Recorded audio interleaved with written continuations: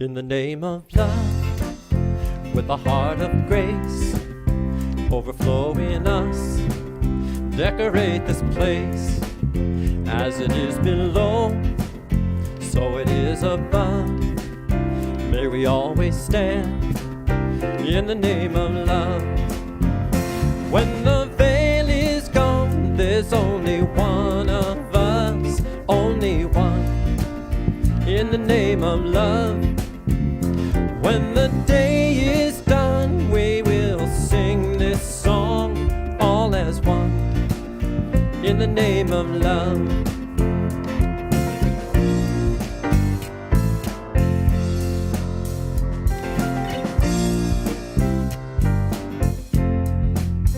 In the name of love, may we always be seeking out the best till we all are free, living in the world we've been dreaming of, where we stand as one in the name of love.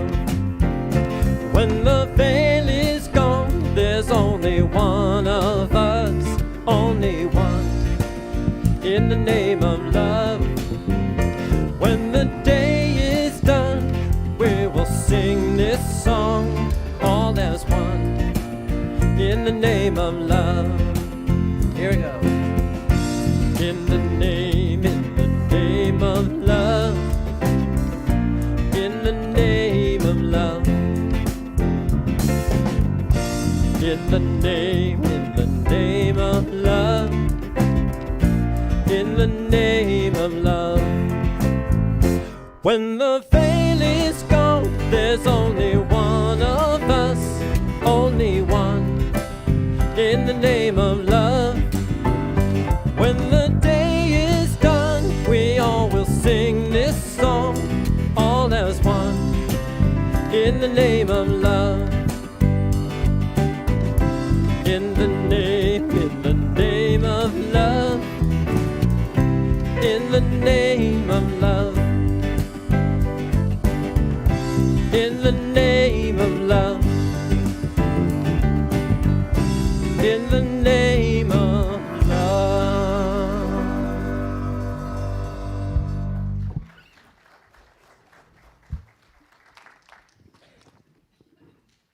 Good morning and welcome to the Center for Spiritual Living Santa Rosa. Thank you to our inspiring band for sharing your creativity with us. We are so blessed to have you. I'm Julie Burns, the Vice President of your board and a practitioner, and I'm glad to be with you today. If you are joining us for the first time, we want to extend a special welcome to you. And thank you also to our Livestream viewers. Wherever you are joining us from, we love you and are so glad you are here.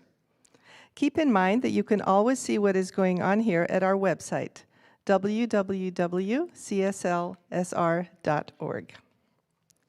We are so thankful that you have honored our safety requirements. It's because of you that we are able to offer Sunday services at 9 and 11 safely, and we hope you are just as excited as we are.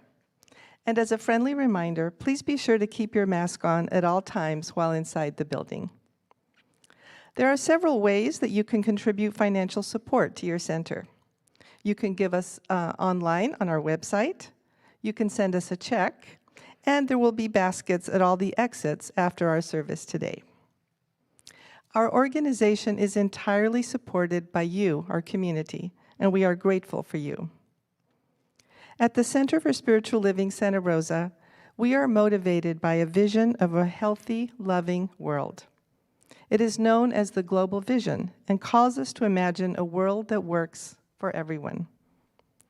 We see a world in which every person lives in alignment with their highest spiritual principle, emphasizing unity with the divine and connection with one another. A world in which individually and collectively we are called to a higher state of consciousness and action. We follow this vision through the 5 core spiritual practices of our teaching. Spiritual study, which expands understanding through reading, learning, investigation, and honest self-reflection. Affirmative prayer, where we use the power of our word and consciousness to connect creatively with the divine. Meditation in all its forms, which increases awareness and experience of the divine presence through contemplation, concentration, and focus. Spiritual circulation, which opens us and our community to the flow of life through balanced giving, receiving, asking, forgiving, and gratitude. And selfless service, the spiritual practice of serving others without expectation of reward of a specific result. I know that somewhere between the music, meditation, prayer, practices, and message is exactly what you need to experience the next step of your spiritual unfoldment. You are welcome here. Please sit back and enjoy the service.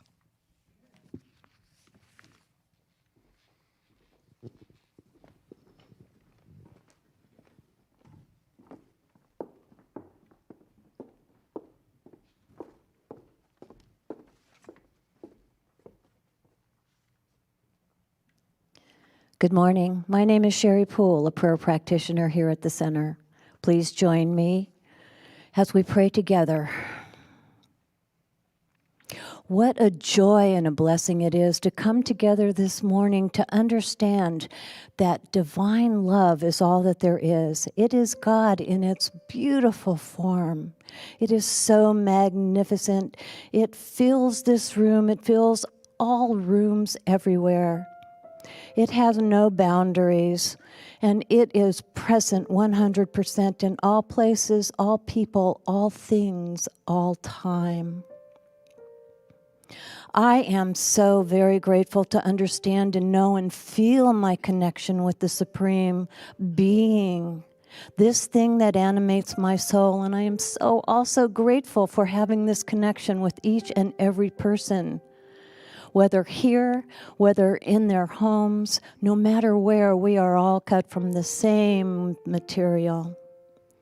And it is with this understanding that I know that this morning's service is a service of love and compassion and integrity and spirituality, and that each and every person receives that which most enhances their souls, which expands their consciousness as we listen to the words of truth this morning, and knowing that each person takes a nugget with them that they can use in their daily lives.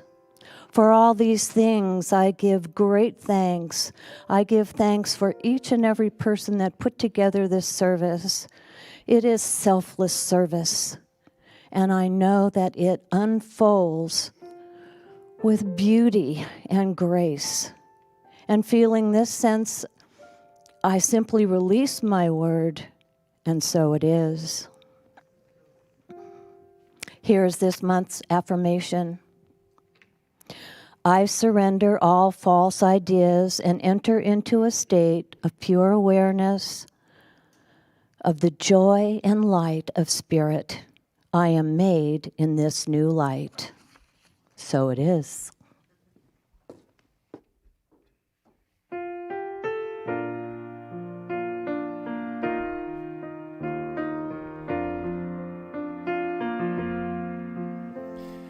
What do I do if I'm not chasing anything? What do I do if I've got everything that I need? It's a question that no one's prepared me to answer. And where do I go if I'm right where I'm supposed to be? Where do I go if wherever I am I'm at home? It's a question I'm presently wanting to answer. If the usual way doesn't work for me now, there's a void I know nothing about. What if the race is over and we all automatically win? What if the game is ended long before it even begins? Well, what if the test has been taken and we're all passing again and again? If the race is over, what then? What do I say if it's all perfect anyway? Or what do I say if I'm not here to change anyone? It's a question I truly don't know how to answer. And how do I live if my life is eternity? How do I live if I'm no longer afraid to die? It's a mystery, no one can give me the answer. If the usual way doesn't work anymore, there's no map for what life has in store. What if the race is over and we all automatically win? What if the game is ended long before it even begins? What if the test has been taken and we're all passing again and again? If the race is over, what then?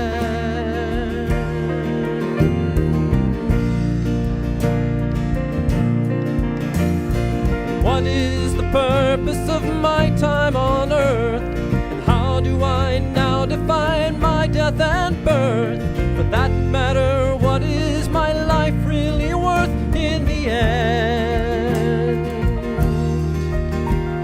And what's mine to give? What's mine to receive? And whom do I worship? What do I believe?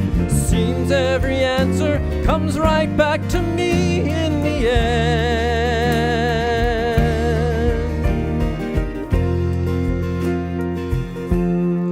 What if the race is over and we all automatically win? What if the game is ended long before it even begins? What if the test has been taken and we're all passing again and again?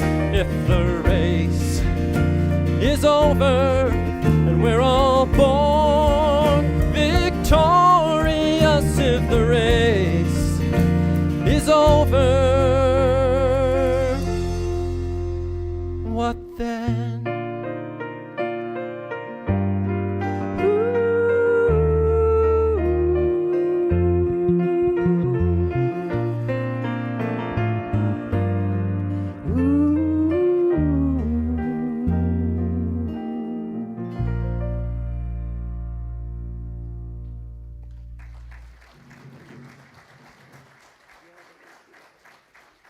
Oh, Christopher, as usual, your song is perfect. Thank you, and thank you all, including Nick. Welcome to the stage.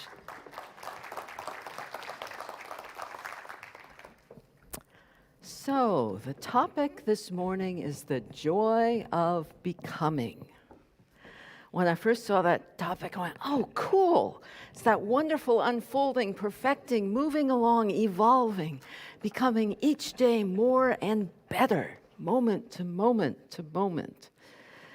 The goal is to always be progressing. When asked how our spiritual journeys are going, we often say, I am a work in progress. That sounds about right.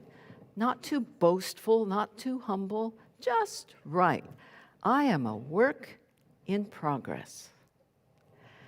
As I continued to work with this topic, preparing for this talk, I realized there's a bit of a shadow side.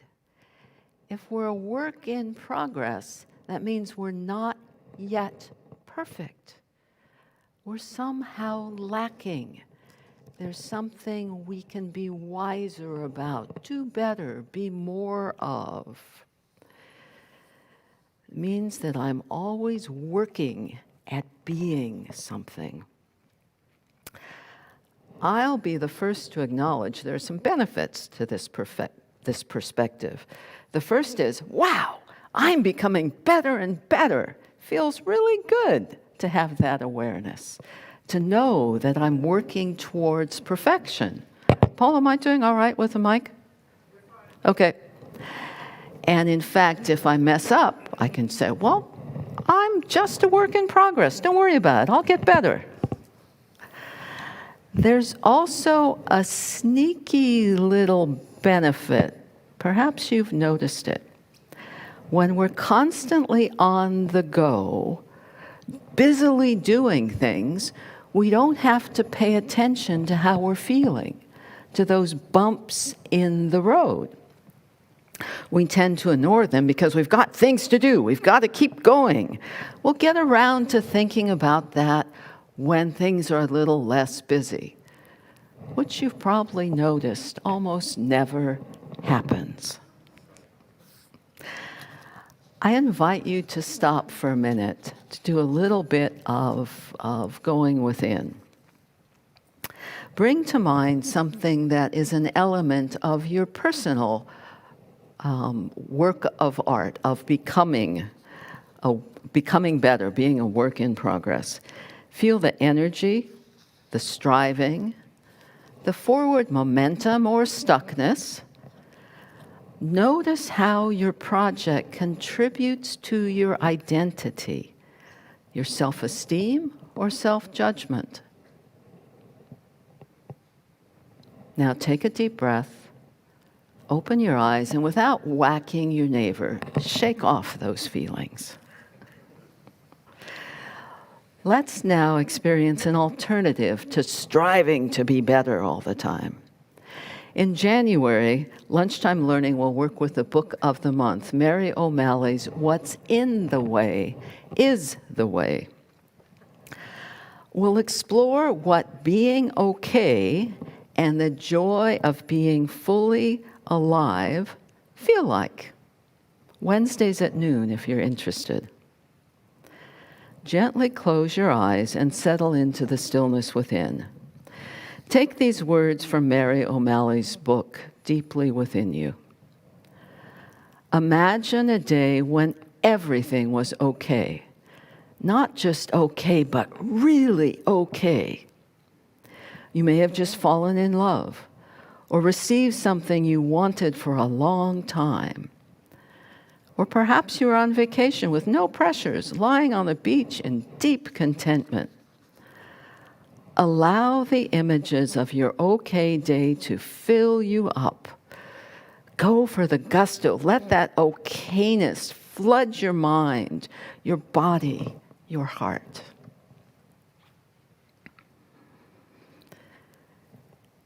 Now notice what you are experiencing as you use your imagination to open up to the joy of everything being okay. In your mind, there is probably a sense that nothing needs to be any different than it is. In your body, there's likely an experience of deep relaxation that allows for the glow of joy. Your heart is open, spacious, and light. Be in that okayness. Breathe, rest, be. Nowhere to go, nothing to do. Here, now.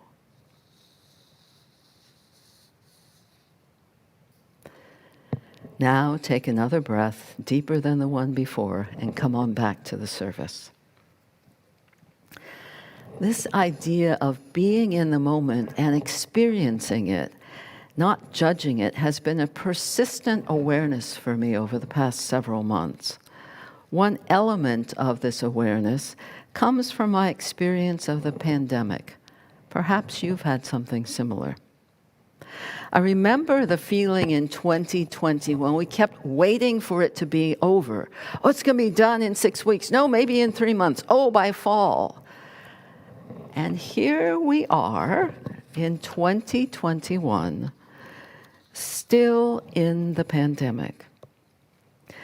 This year was a lesson for me in not looking forward to something else, but being with what was actually happening and getting the juice of that. I remember in late spring, we were talking about how we were going to open up again, get back to normal. And then Delta showed up, and so much for that idea. It was a reminder to me that the only piece of my experience that I can control in any way is this moment, right now. When I get lost in what was or what might be, I step out of my aliveness.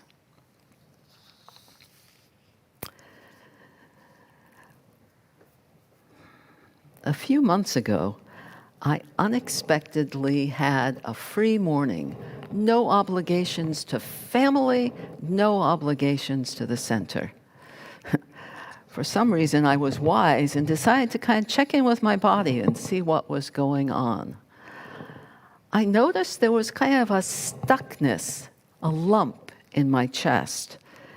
And I became curious. What was I holding? What was there? That led to writing out 2 lists. The first was easy. What do I love doing? The second I could only write when I exaggerated it, asking, what do I hate doing? And letting my inner child have a temper tantrum. Writing those lists released the tightness in my chest. I noticed ways my doing had been unconscious, out of habit, out of expectation, even out of that little buzz that I got when doing something for someone else. That's a whole talk topic that maybe will happen next year. I recently listened to Ram Dass before talking to a business audience. It was a powerful reminder of the importance of pausing to experience what is happening, what you're feeling. Ram Dass made the following observation. In his experience, people in business start out excited and engaged with what they are doing, whether it's making pizza, creating apps, consulting with COOs, whatever it is. Over time, their work becomes routine, and that excitement wanes. Rather than stop to explore what has changed, perhaps notice the boredom, our cultural myth tells them if you want to succeed, work harder, do more. So these doers do more, work harder, become busier and busier, hoping to get back that sense of satisfaction and well-being that they had at the beginning. However, not surprisingly, their boredom remains. At some point, they may look to stuff to feel better. A new car, a 5-star vacation, a better house. Ram Dass noted that their lives become very stuffy. Since they haven't yet explored the underlying feeling, busyness and stuff don't bring them joy or a sense of well-being. They need to pause and be curious about what is happening rather than doing more and more of what isn't working. That's true for all of us. That exploration requires being vulnerable, perhaps looking at fears. It requires setting aside cultural norms and expectations. This is big work. The reward, however, is a more fully alive life. I'm glad that I had the time to focus on what sings my heart. There is a wondrous sense of spaciousness and freedom now, moment to moment. This exploration led me to plan to focus more on education in the coming year. I'm excited to work with our education team on deepening our community's connection and awareness of our teachings in ways that build our connections to each other as well.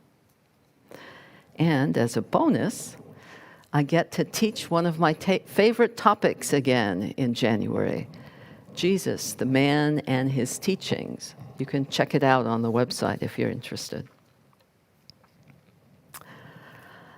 Another element of becoming, that is, being attractive as yourself, is to let go of comparison, expectation, and self-judgment. I've been blessed to live next door to my grandchildren since their births. When Dylan, the older grand, was about 6 months old, I purchased a wall hanging from the bookstore. It says, "If you judge people, you have no time to love them."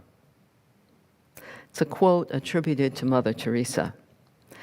I put it up to remind me that how my daughter and her wife parented was absolutely none of my business. It was not mine to judge, even very quietly in my mind.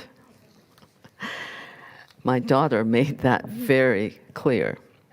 It was that, or I could live somewhere else. Thankfully, her demand led me into a powerful practice of releasing judgment and appreciating my family the way it is. I'm generally doing pretty well at that these days. Recently, that wall hanging caught my attention in a different way, and I rephrased the statement. It was at least as powerful as the original. When you judge yourself, you have no time to love yourself. Let me say that again.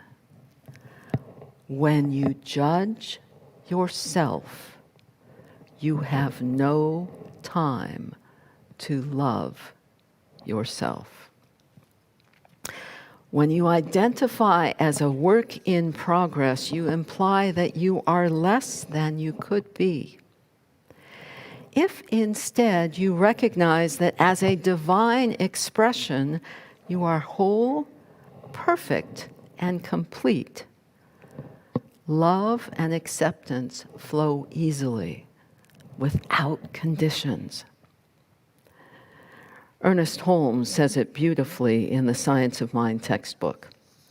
It is not enough to say there is one life and that life is God.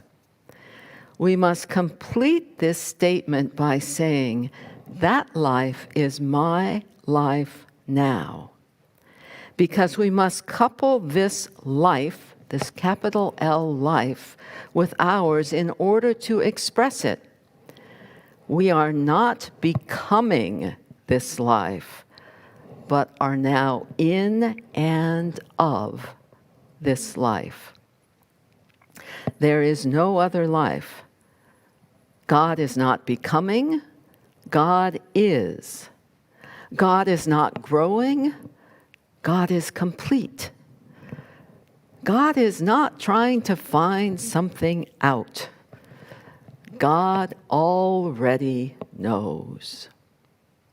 We are not becoming this life, but are now in and of this life. We are already complete, whole, and perfect. We are not works in progress, striving for perfection. We are already there, unconditionally loved by Spirit as we experience this human form. Unconditionally loved. No exceptions.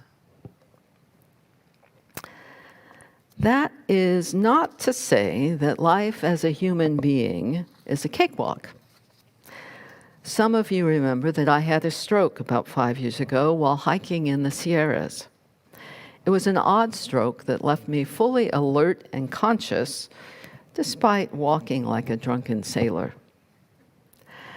Because I had spent the previous 6 days in the awe and wonder and incredible beauty of the wilderness, I was not afraid. I trusted whatever the heck Spirit was up to, Spirit had it handled. As I was sitting by the side of the trail waiting to see what was going to happen next, I remember hearing Spirit's rumbling inner laughter. That we humans so don't get what perfect, whole, and complete mean. We see it all through our human eyes, the way we think it should be. And that's not it at all. There is nothing that is not perfect, whole, complete, exactly as it is. Here, now, not sometime in the future. Here's Ernest Holmes again from my favorite book of his, This Thing Called You. There is a pattern of perfection at the center of your being, which has never been touched by disease or misfortune. Your intellect senses this through intuition. Your imagination feels it by divine right. Your inner consciousness knows it through faith. What you are trying to do is awaken your whole being to spiritual awareness. Some review notes as we recognize what we already are. 1. Your life experience comes from your thoughts, your stories about the world. Are you striving to be better? Are you relishing the perfection you already are? What you think matters. It does create your experience of life. Look through a filter of nothing ever works, and that's what you see. Try on a filter, Spirit's got this, and experience the joy and wonder of life. Second, this moment, now, is all we have. The more we are present to what is, are curious about it, and notice it, the more rich and alive we are, even in the midst of challenging human experiences. In the past, when I had heard that famous poem of Rumi about a field beyond right doing and wrongdoing, I imagined it meant that I wouldn't judge the actions or the way of being of the person I met there. Now I sense a deeper meaning. There is a field that allows the direct experience of life, capital L. There are no filters of judgment, expectation, right or wrong.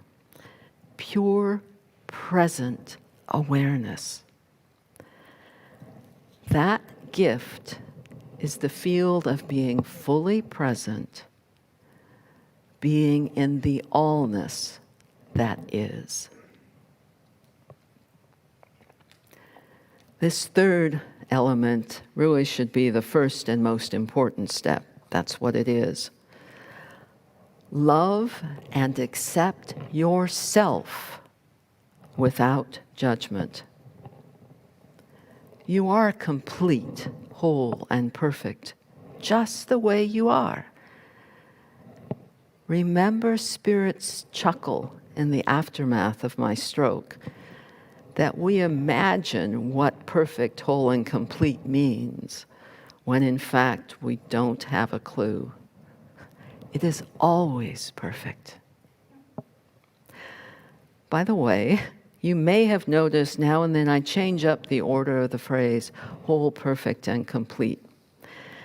For me, that keeps the phrase alive rather than just rattling off as one of those things we always say. You might want to try it out. And a final thing to pay attention to and remember. Trust and know that Spirit is supporting you with love, creativity, and so much more beyond your wildest imaginings. Open your heart and mind to what is always present. So, how to be present to what is, not blocking life with learned filters or judgments. That's a bit of a task, but here are a couple of thoughts. Value yourself for what and who you are, not for what you do or other people's opinions of you. Settle into that place of okayness without making it yet another self-improvement project. Pause and breathe. Be present to life in all its depth and variety. Here are a couple of tools that I have found helpful. A practice and a mantra. Experiment with them and make them your own if they work for you. First, the practice. Find a few minutes of uninterrupted time in your day and settle into stillness. Just 3 or 4 minutes, not a big long time. Take a couple of easy breaths. Then complete the following statement, listening, not figuring out, identifying one of your gifts or ways of being. I am. Take in the answer. Breathe. Again, I am, and listen for what comes. Continue this practice for a few minutes, not rushing, gently present to what rises, pausing, then asking again. When you feel complete, with gratitude, simply move on to the rest of your day. The mantra is one that I've shared before. It was given to me many years ago. Love, trust, let go, be. I invite you to mindfully say each word, let it settle in before moving on to the next. You may say it once or more times. When you are complete, sit for a bit in the stillness, then again with gratitude, move back into your day. Remember, you are uniquely and perfectly yourself already, right now. You are not becoming something. You are your beautiful, perfect self in this moment. How becomingly wondrous you are. Let's ground this in prayer, if you'll join me, please. Love, trust, let go, be.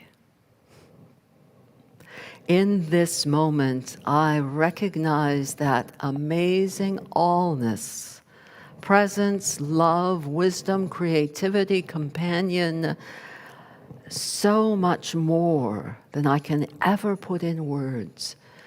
That deep aliveness within me, expressing in, through, and around and as me, as it does each and every being on this planet. As I breathe into this, I open to my perfection in this moment. No conditions, no exceptions, no judgments. That is who I am. That is who each person in this room, in this community, in this world is. A divine expression of love, of life, of presence. I celebrate this truth. I drink it in. I savor it, moment to moment to moment. For that is how life is. Knowing this, grateful for this, I release this word into law and into love, knowing all is well, and so it is. And now, if you would, take another breath a bit deeper than the last. And we're going to move into a time of reflecting on the spiritual practice of circulation, of giving and receiving. Yesterday, I watched an interview with a man who, at the age of 26, gave away all of his very substantial inheritance. As he was being interviewed, he explained that he wanted to be part of that virtuous circle of asking for help and giving help without obligation, without any more than an awareness of how interconnected all of us are. I invite you for a moment to consider your gifts, those you've received and those you've given. Just notice all those gifts for a moment. And then, with a beautiful gesture of giving and receiving, open out your hands and know life is a beautiful and perfect flow. Thank you all.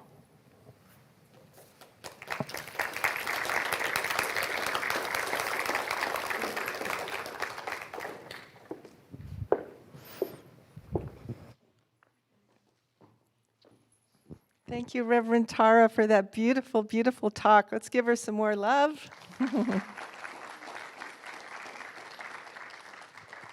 Hello again. We have a lot going on this Christmas season. Stay tuned to the newsletter next week for the sign-up link to our in-person and live-streamed Christmas Eve candle lighting service. Just as we did with Thanksgiving Eve service last week, we will have a sign-up sheet online to reserve your seat for our in-person service. We had incredible feedback about our Thanksgiving Eve service. Everyone told us how much they enjoyed being back together in person. So I hope you will sign up to join us. If you can't be here in person, we will also be live streaming the service, and you can find out how to join on our website, cslsr.org.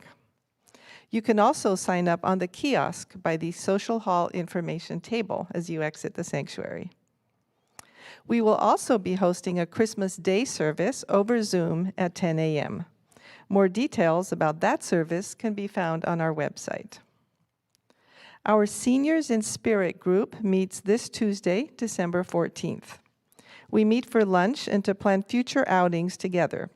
Please contact Norma Miller at 707-579-1248 to find out where we are meeting and to reserve your place at lunch.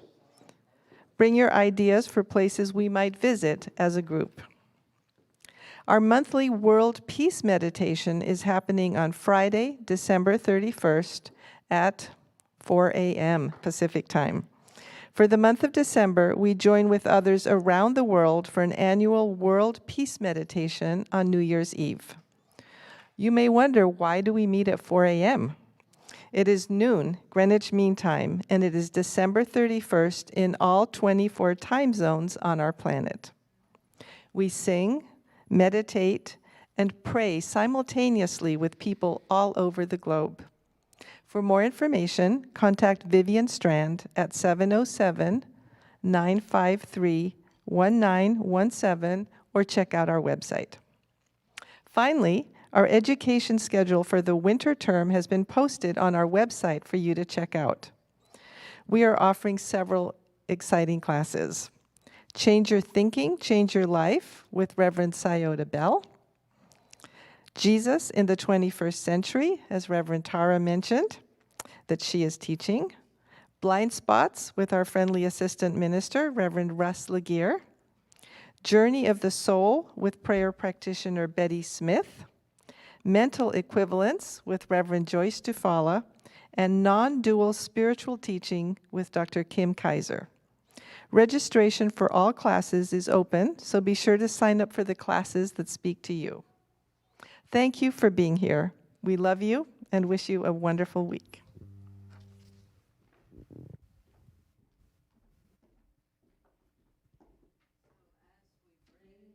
We bring our service to a close. I want to invite you, if something has been stirred up within you, if there's an area where you'd like to be a little clearer on the perfection that you are, please consider going on Zoom for prayer with a practitioner.